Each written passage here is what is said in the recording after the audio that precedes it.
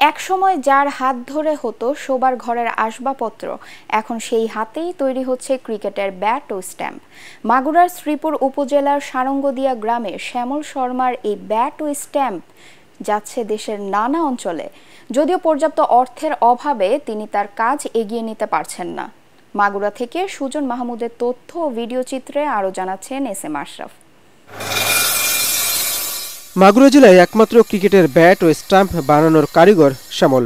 এটা বানানো কঠিন হলেও এখন তার কাছে খুব সহজ।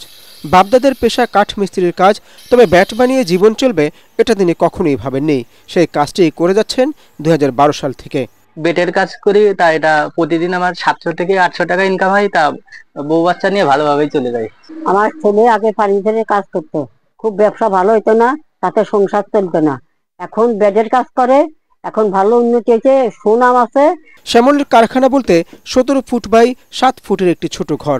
প্রতিদিন ছোট বড় 15 থেকে 20টি ব্যাট বানান তিনি, যা চলে যায় বিভিন্ন জেলায়। 250-টিরও বেশি ডিজাইন অপশন নিয়ে ওয়ালটন স্মার্ট ফ্রিজ, বোঝে আপনার প্রয়োজন।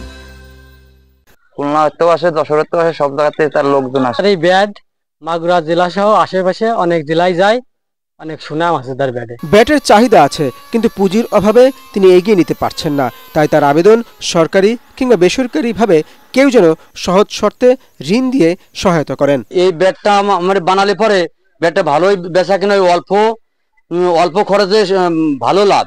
এই জন্য আমি ফার্নিচার ফেলা থেকে আমি ব্যাটের ব্যবসা শুরু করি। তা এখন এই ব্যাট বানাতে মানে যে পরিমাণে টাকা অর্থ দরকার, কিন্তু সেই অর্থটা আমার নাই। মাগুরায় এমন একজন উদ্যোক্তাকে এগিয়ে নিতে বিসিকের মতো অন্যদেরও সহায়তার অনুরোধ এই কর্মকর্তার।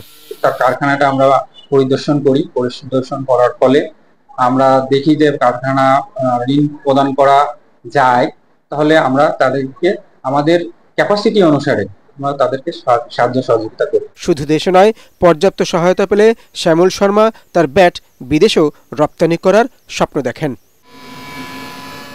Bureau report, ATN Bangla.